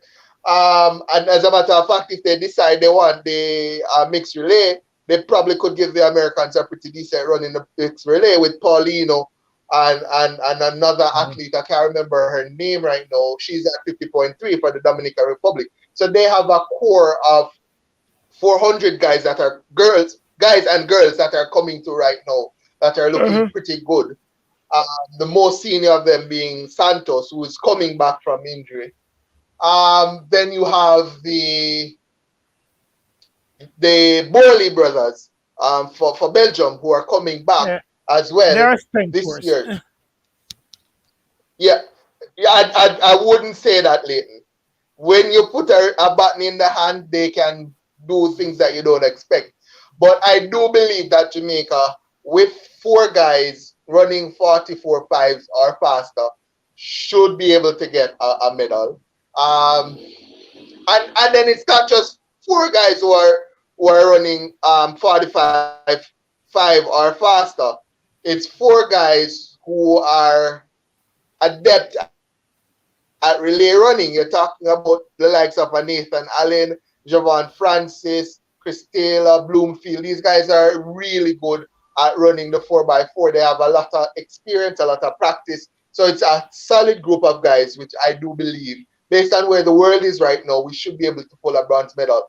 On the women's side of thing again, the Americans, I think, are favorites. As I said, they can break the world record if they so choose. Jamaica should be a solid second, but we have to watch the Polish. The Polish team is a team that has, over the last, 2-3 championships, has managed to sneak that silver medal away from Jamaica. And you look at what they're bringing with Kashmarek and a few other girls, they are capable of sneaking that surprise as well. So while I see Jamaica getting that silver medal for the women, we have to be careful about the Polish. It may be a situation where you allow the Americans to go away with that inevitable gold medal and secure the silver medal, or you make the decision to race the Americans to make it competitive and maybe lose out on a silver medal from the Polish coming from behind because you've spent your energy trying to chase the Americans. So it's going to be interesting, but I do believe that that we can get 2 medals in the 4x4 for men and women. All right. With 15 minutes to go, medal prediction. Oh, it go. Oh, it go. Oh, it go. How many medals? Who want to kick it off? I think between 10 and 11 medals for Jamaica. I think overall. You have to name them. You know. Repeat that, Leighton. 10 and 11. I think we get 3 from the women's 100. I think we get possibly 2 from the women's 200. That's 5. 4x1 women, 4x4 women. That's 7. The men, 1 in the 100, 1 in the hurdles, 1 4x4 medal, and the 4x1. That's 4, right? So that's 7 and 4, 11. So no medal in 11 the field. medals. No medal in the field. I don't know. I don't think. And the mixed relay. No, I don't see us medal in the mix for the in the discus. Right now, I think Banji and Travis and Chad have to get past 3 guys who are capable of throwing 70 meters. Che, Stahl, my name, God, Gudzios, and Tim Nesson and Lekna's son, who just threw 69.9 just a couple of weeks ago. So I think both will probably get to the final. I just don't know if they have the quality this year to throw 70 or 69, which I think you're going to probably have to need to throw. But somewhere between 68 and 70 will probably get you a medal.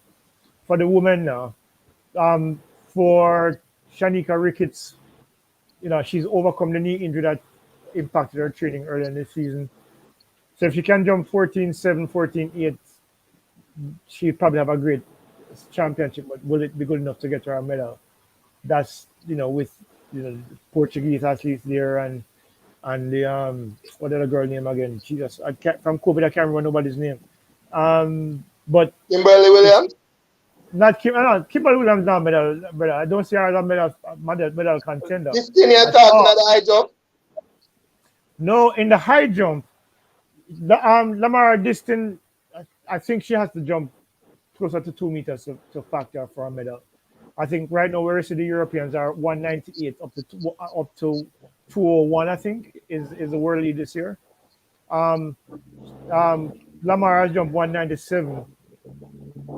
So she will have to get maybe an additional 2 centimeters to be among the medals. So I don't know. Right now, I mean, she's NCAA champion. She's confident, but she was surprised at her performance at the national championships. So I don't know if that will have any impact on her performance in Oregon. But who knows? So let's just say we're penciling a medal for Lamar this year. Let's say a bronze for the high jump. That's 12 medals. That's the limit of what I think is going to be possible. And you didn't factor in the 100 meter hurdles, but let us hear what for women. Oh yeah, true. My bad. Let us hear what Fabian says. So lately saying 12. For me, I have 13, but 14 with an asterisk, and I'm going to tell you how I'm getting to 14, but I have 13. So the women's 100 meters, we're getting 3 there. We're getting 2 from the 2 female relays, both the 4x1 and the 4x4. So that's 5. I have Brittany on the podium in the sprint hurdles. So how much that gone out, coach? Help me count. That's what, 6? 6, yeah. 6. For the males, I have the 2 relays again. That's 8. 4x1, 4x4, that's 8. I have sprint hurdles, Hansel. 9. That's 9. What did I miss? Oh, this is where it gets interesting now. The 200 meters for females, I have 2. That's 11. That's 11. And then this is where the asterisk comes in. That will bring it over the line. I have an asterisk for 3 for the female 200 meters. And I have another asterisk for 2 in the men 100 meters. Okay, so that would put and that asterisk means everything goes our way. Yeah. So that's And potentially you 15. miss out the 200-meter though for female. No man, No I man, don't miss no it. man, they added that. Oh, you added I that? added the He two said two sure for the woman. ones, Yeah. and Okay. the asterisk would come in for Shelly. So the asterisk would Oh, come in for Shelly in the 200 women, and then the asterisk would come in for two medals in the men's 100 meters. Again, if everything goes our way, we're looking at 13, 14. But realistically, for me, I think it's the minimum 12 for me, 12, 13. Sure, all so that right. falls within my window as well, given that I had to add additional medal count Yeah. because of overtime. Yeah. Davian. Davian Atali. Yeah. Boy, you hear me? Yeah, we are hearing you. You guys hearing me? Yes, we're hearing All you. Yeah, we're right. hearing loud So, and clear. let's put it this way. I think we're going to get. You're not hearing me? Just talk. I'm We're hearing you. frozen. Looks as if I'm frozen. No, you're not. We're hearing you. So I'm back now. So yeah. So for me, yeah. So for me, it's when I'm going to count them down and I'm going to put the four that I think are what you call it now, toss ups. But it can go either way.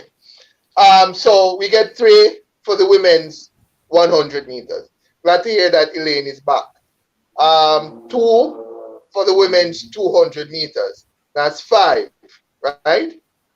Um, I think we also get one for the women's um, hurdles, 100-meter hurdles. That's six. I think we get one for the women's 400 meters. That's seven. I think we also get the two relays. That puts us up to nine. We get one in the men's 100 and one in the men's 4x1. That's 11. And Hansel Parchment gives us 12. True? Nothing on the female side hurdle.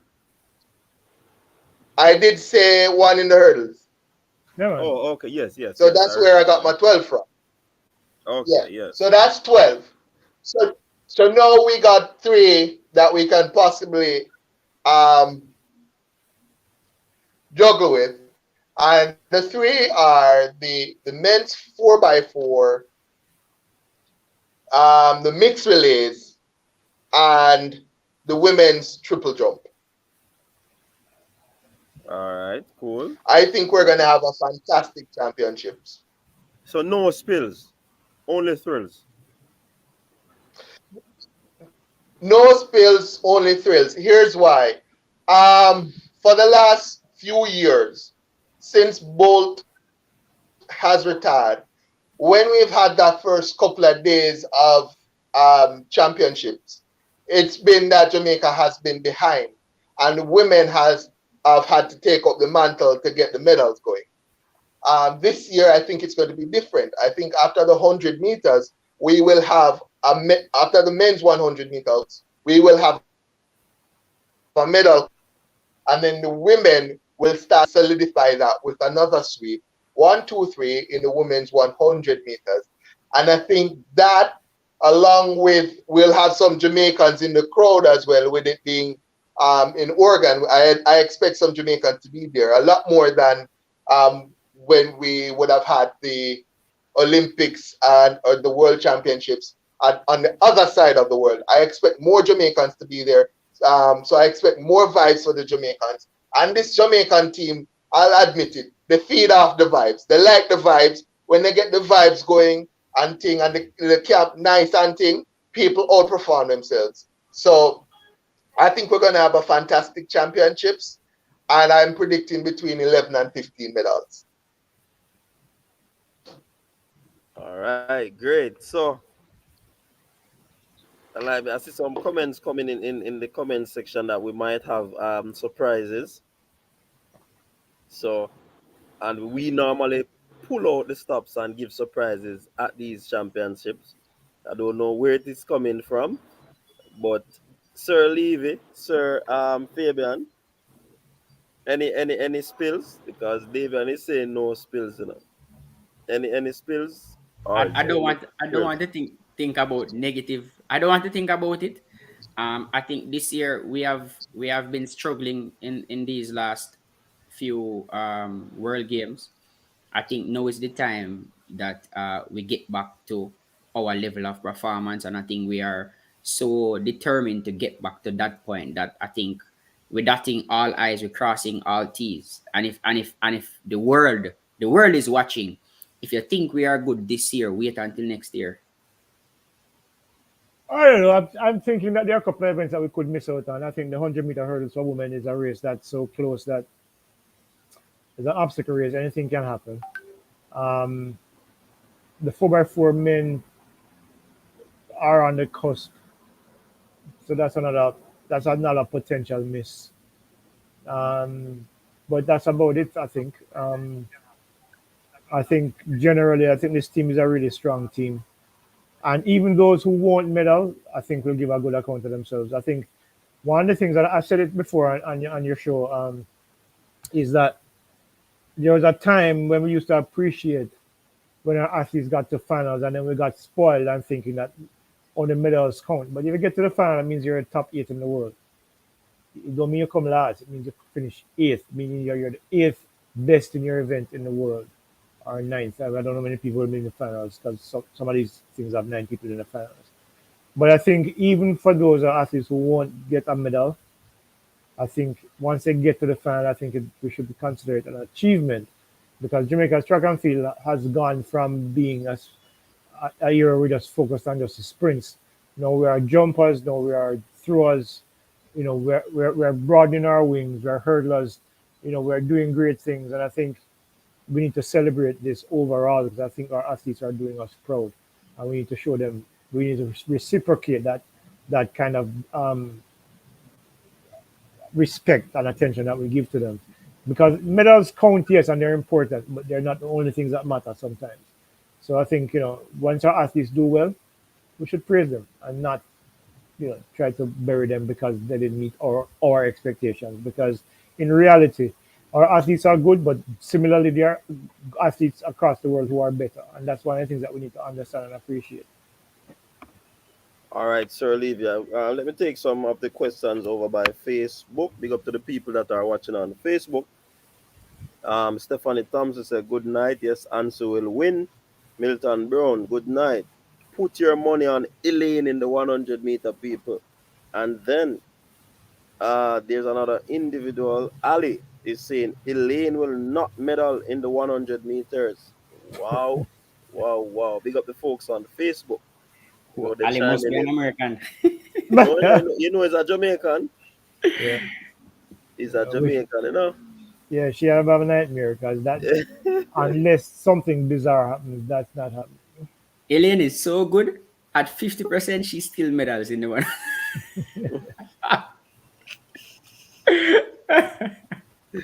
Hey, Davian, somebody just said over on Facebook that Elaine will not medal in the 100 meters.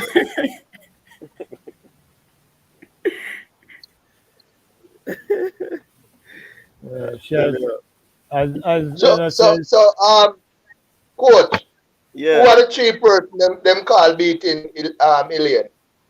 them not call on name, they just attack. That was there. But gentlemen, I really appreciate you coming on. I think it was a good discussion, good predictions. Um, it it came with facts and the reality of the sport. So definitely, it was very good. And the fans in the comment section, it seems as if they loved it because trust me, a whole lot of comments came in. I couldn't even read some of them, honestly.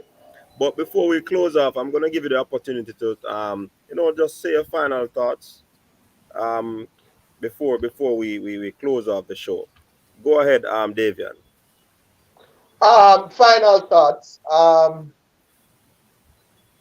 I guess I want to be a little bit controversial in closing. Um, it's now the time of the World Championships, and over the next 2 weeks or so, a whole heap of people are going to run in. Hmm? whole heap of company are going to run in and say them sponsor this athlete and that athlete. And I appreciate that. And a whole heap of people are going to take pictures and say a lot of good things. But what I want us to remember is where it starts from. This one I see now, this is the end product. I'm asking that Jamaica and Jamaicans not just enjoy the end product, but also invest into the grassroots. So 10, 15 years from now, we can still be having this discussion and predicting 10 to 15 and 20, even 30 medals. Yeah, man. Well said. Well said. I agree with that. Fabian. All right. In closing, I just want to say, I'm really excited about World Champs this year for the team. I think we are improving in a lot of the other events, but there's still work to be done. I want us to get to a higher level in some of the other events. I want to say a special big up to two of our athletes. One is Johan Blake. A lot of person had written off Johan Blake, myself included, and to see him doing these things now at 32, after doubting himself, for persons doubting him and all of that, I'm so glad that he is back in top form. And I must give our special shout out to Kemar Bailey Cole also. He has been through a lot these last few years. And to see him work his way up slowly but surely to the point where he's now back on a world team, going to the world championships, I think I must give kudos to those two gentlemen. It really shows what Jamaica is about, overcoming barriers, overcoming obstacles, hardships to get back at the top of your game. So with that being said, I'm expecting a good championships. And I hope that we can continue this going forward to next year and the other year. And the other year. The other year. And the other year. And so on. And big up to Miss Olivia, Mr. Nugent. I mean, gurus. Learn a lot from them just the same. So I'm big up to you, to coach, to have me on this platform where I can rub shoulders with two chat gurus like Mr. Davian Nugent and Mr. Leighton Levy. Yeah, All man. right.